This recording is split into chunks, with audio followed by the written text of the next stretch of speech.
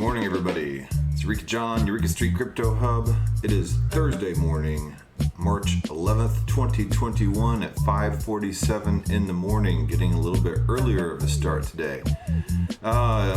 Yes, there is a lot going on in the crypto world, as always. I am just super stoked to be here, as always. And this is episode number 75, I guess. I mean, I know there were some other episodes in between there, and I did a few lunchtime episodes, but yeah, this is episode 75 according to how I've been counting. So anyway, yeah, I've been broadcasting consecutively daily every single morning since February 6th, and I've just been broadcasting in general since October 24th, 2020. So yeah, I went back to my first episode, and I was so awkward. I mean, I'm still always awkward. I mean, I'm just an awkward person. But I was especially awkward in that first episode because I was cleaning off some files on my computer, and I just thought it was funny. So I've come a long way, and I've learned a lot so far on this crypto journey, and it's thanks to the pressure of feeling like I'm being watched and wanting to kind of research some topics to have at least a general idea before I go online of what I'm kind of talking about. So yeah, thanks for watching if you guys have been watching or are watching now. So yeah, it is what it is. All right, so let's see here. Let's take a quick look at the old CoinGecko. And I arranged everything according to my portfolio here first, and then I can go and look at other ones. And I did add in a couple others that were missing, and I got it to where the market cap would sit at the top and be arranged according to market cap. Because yesterday because a long time ago I tried to arrange my whole portfolio in CoinGecko according to value of what I was holding and stuff, and all of that had changed. So I rearranged it to where it's I took out any value of what I had, and I just arranged it according to market cap, so it's all neat and tidy. So this is what I hold, and I added Loopring and Hedera Hashgraph because I forgot about those yesterday as well. So yeah, I think everything that I hold is nice and tidy right here. So let's take a look at where we are. Bitcoin sitting at $55,722.21. So far, this has proven not just to be a fluke or not just the tip or not just some little spike. It is proving to possibly stick around for a while. And if not, maybe increase on the upside. Got my banana and got my kombucha tea, and I'm ready to roll. Ethereum, 1785.10. It poked up into 1800 yesterday. Now it's at 1785. I think we could possibly see 2000 before long here. So yeah, Cardano, $1.13, staying steady right around there. It picks its place to stay steady for a while, and it seems to do so. Polkadot, 37.28, and in the number 6 position, Uniswap sitting at 8, $30.83. Chainlink sitting at number 10, $29.62. Theta Network has just been absolutely going insane, and yesterday it went insane, going up 20.7%. 7-day week average, the week has gone up 71.3%.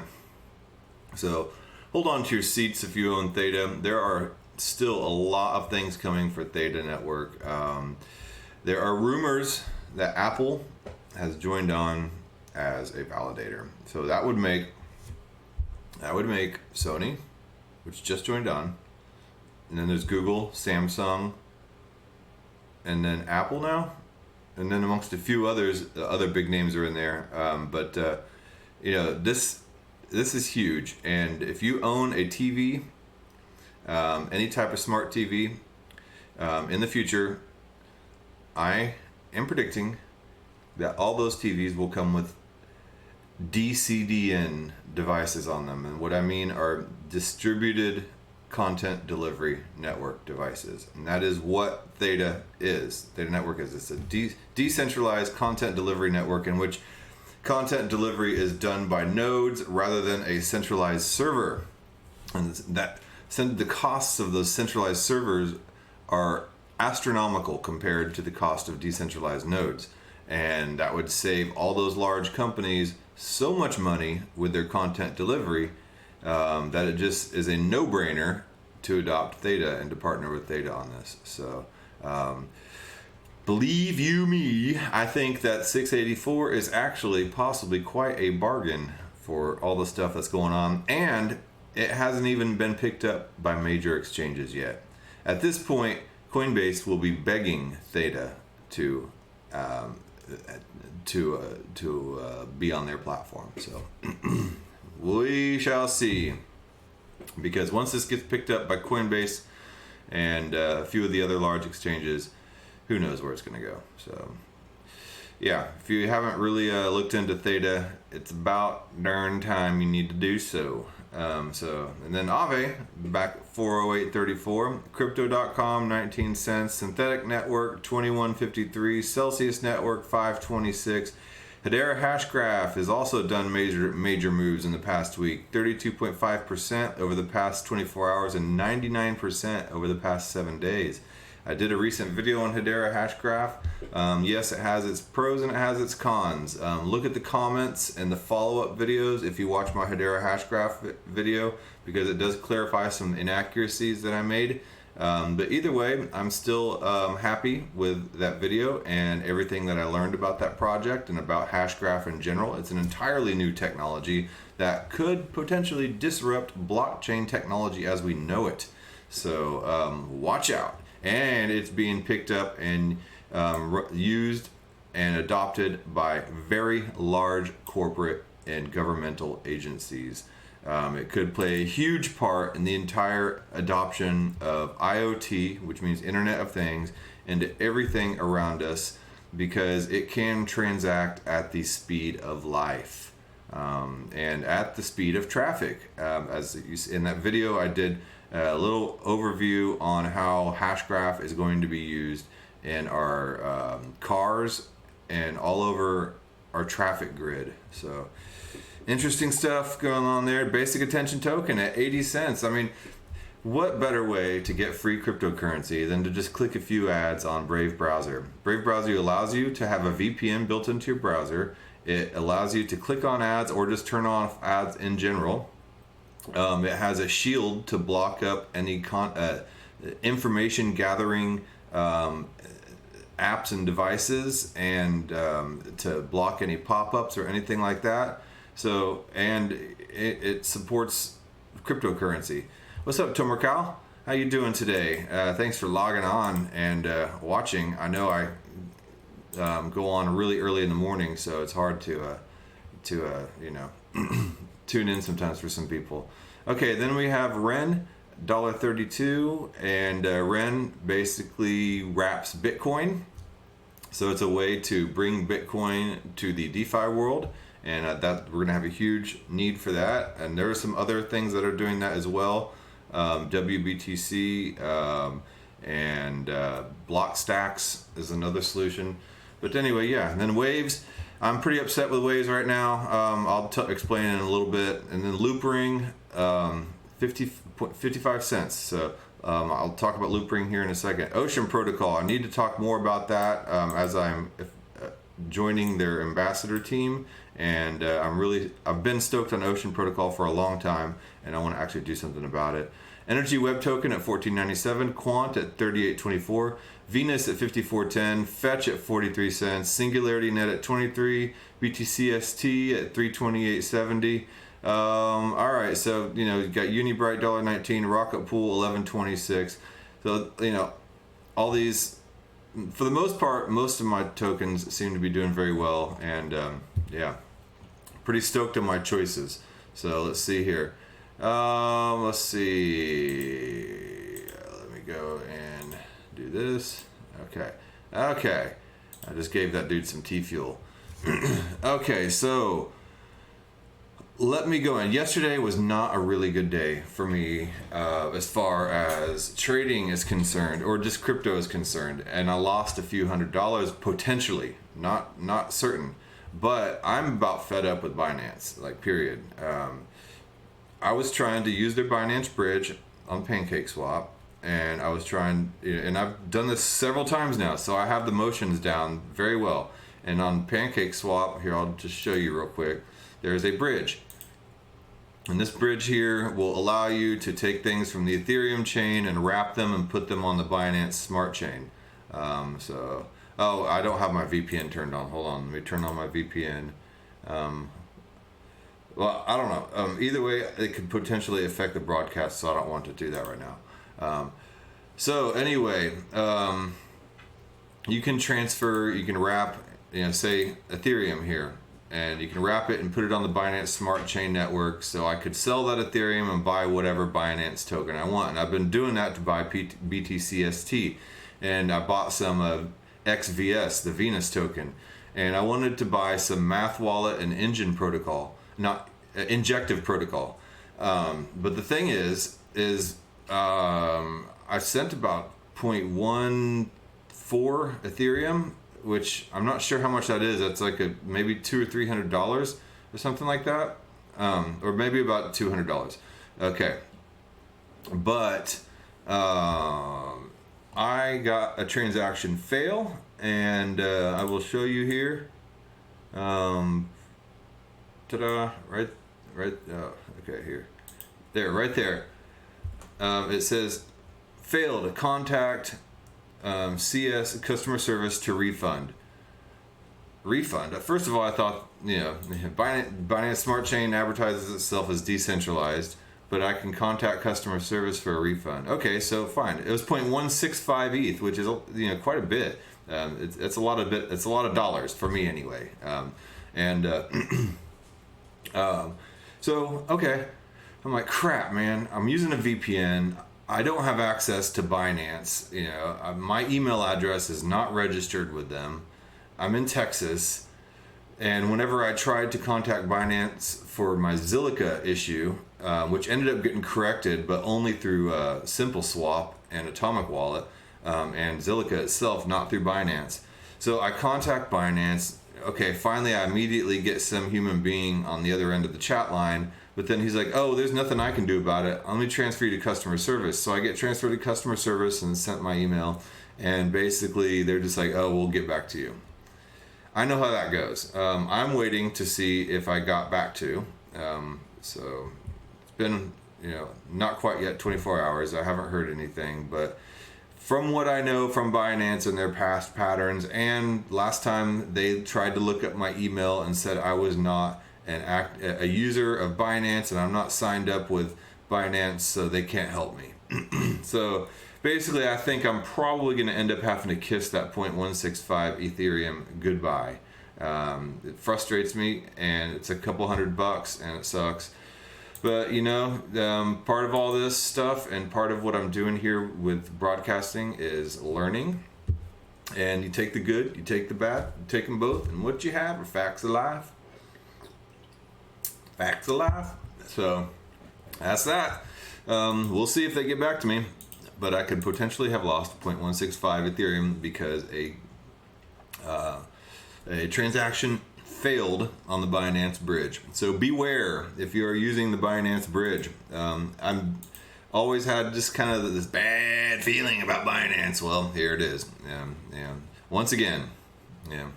So anyway, whatever. I'll do one more piece of negative news, and we'll get on to some positive news. I like to think of myself as a positive guy, Anyway, so I was doing some stuff on Waves Exchange.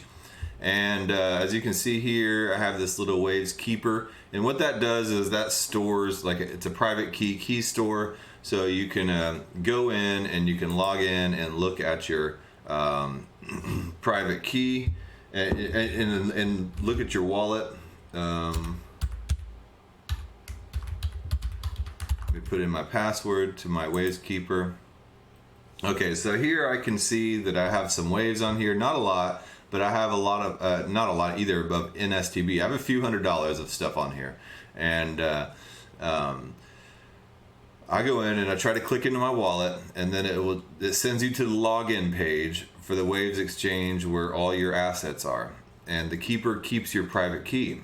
And this has always worked beautifully for me, and I've had no issues with it. And I have my seed phrase written down on a piece of paper and everything. And I always make sure I do that. I'm very good about that after losing a few $100s on Abra Wallet whenever I switched over to a new phone over a year ago. And that was my rookie mistake. And ever since then, I've taken extra care to write down all my seed phrases and stuff like that. So this is what pops up. They did an update, version 1.7.24, and the Brave browser does not like it.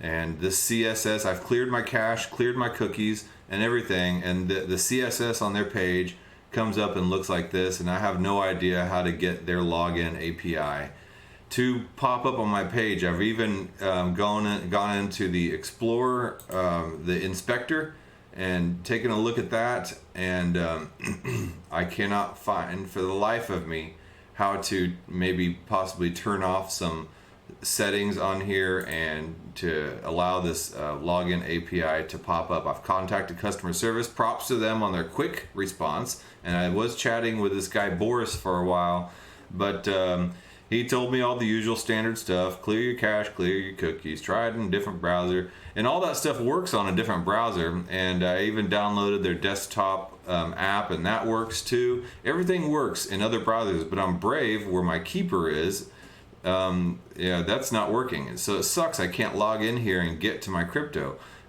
So I ended up taking it and importing it, and trying to import my seed phrase on another browser, and on the desktop wallet, and on my laptop, and my seed phrase is not working. And I went to their GitHub library and I checked to make sure all my words were there. All my words were there, and I have no idea what's going on. I swear I copied down those seed words correctly.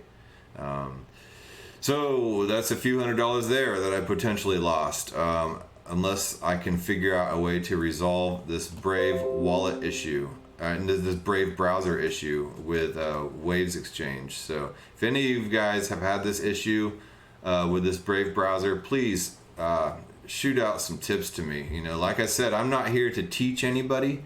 I'm not a teacher. I'm not a commercial for any of these projects. Nobody's sponsoring me. I'm sponsoring myself with my day-to-day job that I commute to. So I'm just here to go through this thing, and you're here to watch me make my mistakes, and hopefully you won't make some of the same mistakes. So this is where I'm at with Waves and Binance. So beware. I may have lost a few $100s. I haven't totally lost on either one yet, but I will keep you updated. Interesting stuff, though.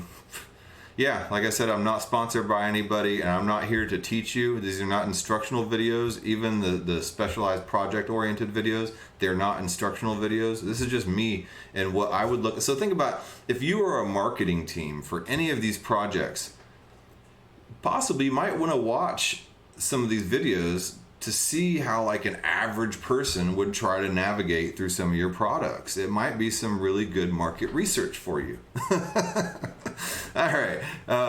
Anyway, so let's get back to the brass tacks. All right. So Loopring, I just did a video. I covered them 2 videos ago, and I talked about how they're a layer 2 solution for Ethereum to do fast swaps and liquidity. And you basically in the future, because of the high gas fees, until Ethereum 2.0 comes out, and even after 2.0 comes out, you'll use Ethereum layer 1 as kind of an entry and exit, and then for whales to do their large trading. But for the average Joes like me, you can go to layer 2 applications like Matic, now Polygon, and Loopring, and there's a few others, but Loopring in specific, you can go there and you upload all your Ethereum based tokens to Loopring, and you can trade back and forth there as you want without high gas fees or barely any gas fees at all.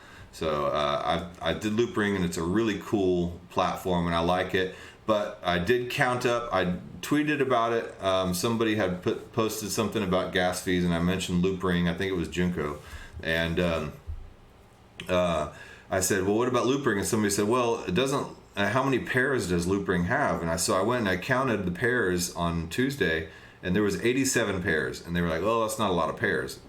I get it. It is not a lot of pairs. And before that, last time I looked at Loopring before this, they only had like 10 pairs. So they're growing, and I can see that they're growing. And apparently, I went on their Telegram, and I was just curious about this. I'm like, okay, hey guys, there's only 87 pairs on Loopring.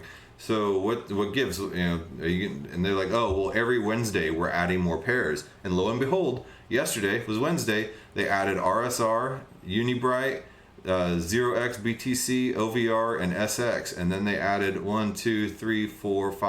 7 new pools, and then this new order book pair, WETH and ETH.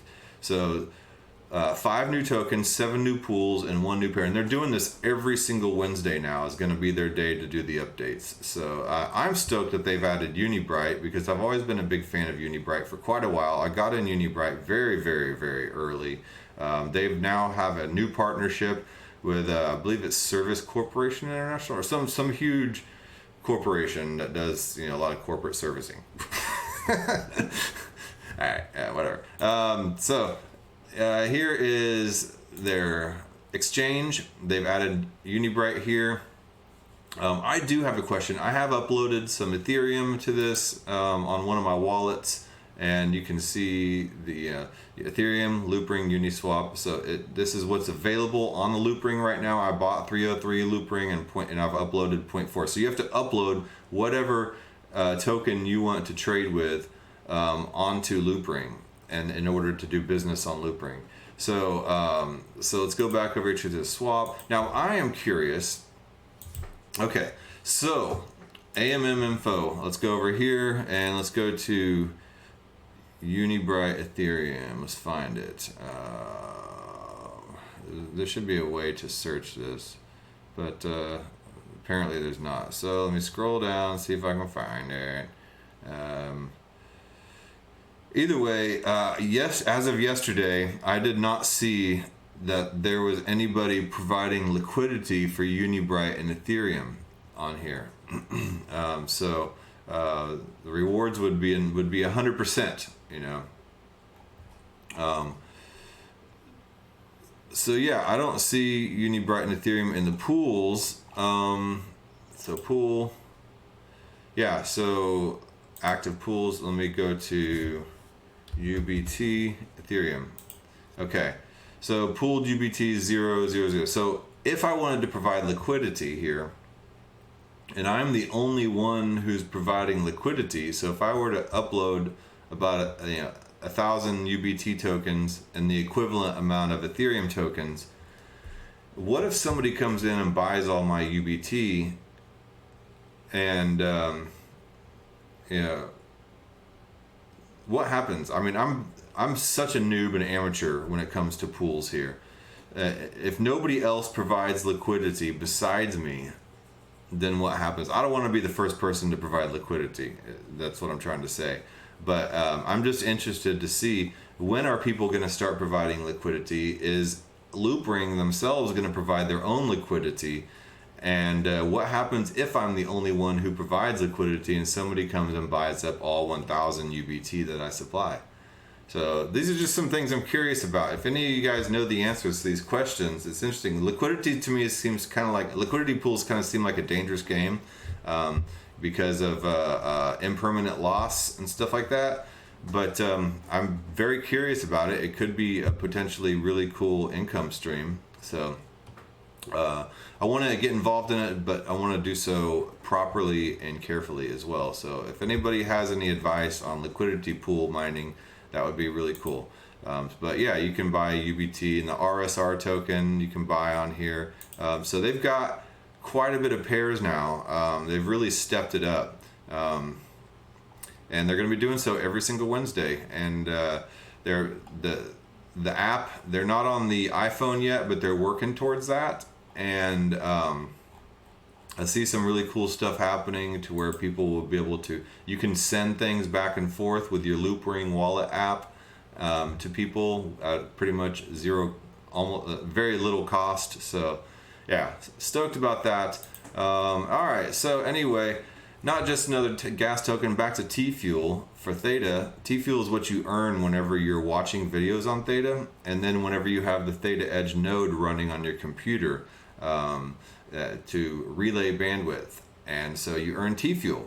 And so tFuel is the utility token for the Theta network. The Theta token is the governance token. tFuel price has been on a triple-digit rally since the beginning of February, a signal that the gas token will play an integral role in the rapidly expanding Theta ecosystem.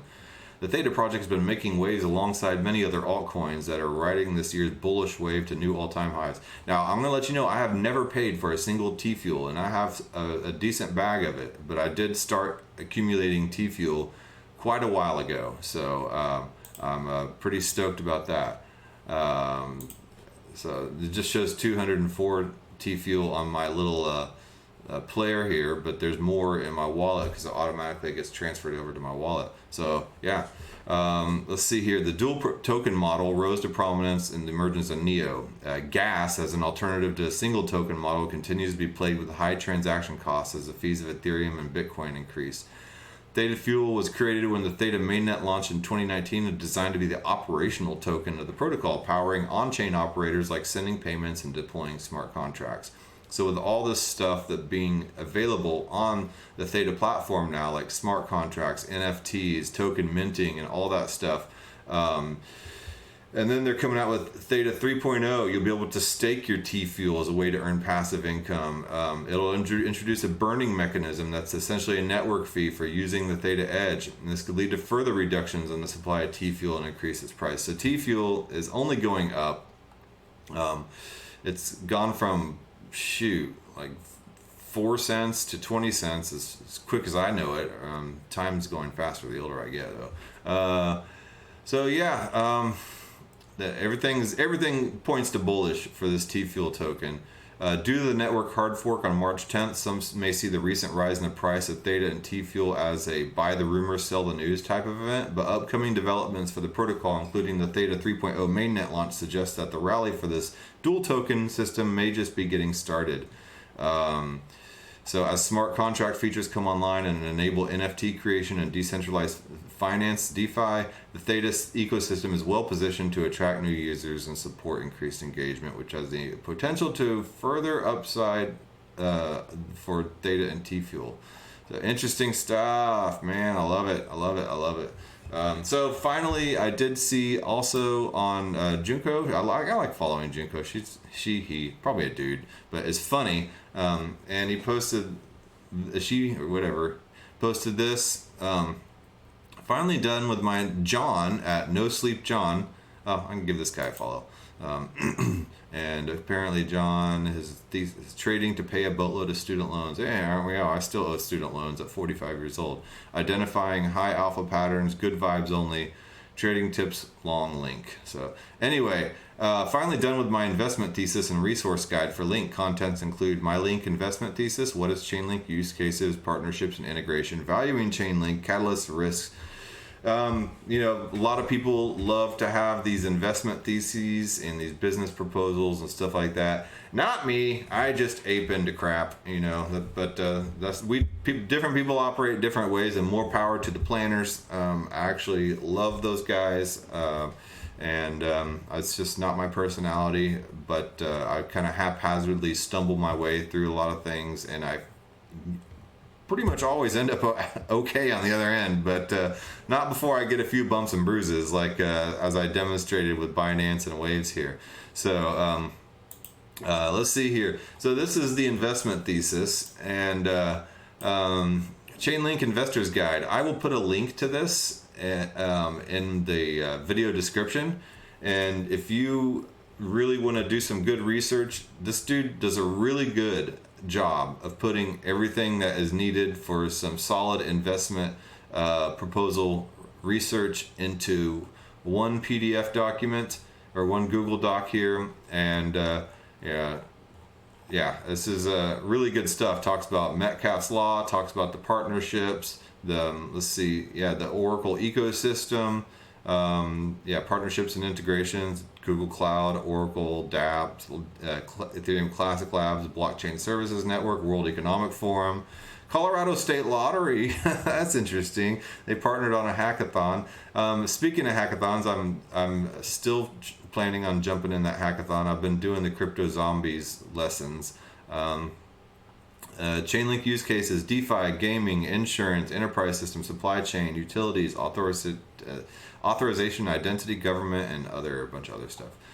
So yeah, it just explains what it is: gaming, DeFi, Oracle services, how connecting any blockchain to all inputs and outputs. So it's blockchain agnostic. So it doesn't matter what blockchain it is, and it connects it through the Oracle to a lot of external data, whether it be banking data, stock market data, insurance data, other blockchains, and other cryptos, and so interesting stuff, man. I've always been stoked on Chainlink from the beginning. Nothing's changed, so I'm all right with that. Okay, 30 minutes. I'm gonna cut this one short. I was gonna talk a little bit more about EIP 1559, but that will open up an entire other section that I can't get into right now. So all these links are going to be linked in the video description. I actually printed this into a PDF to keep on my computer as well. So if you need it, let me know and I can email it to you or DM you it or something as an attachment.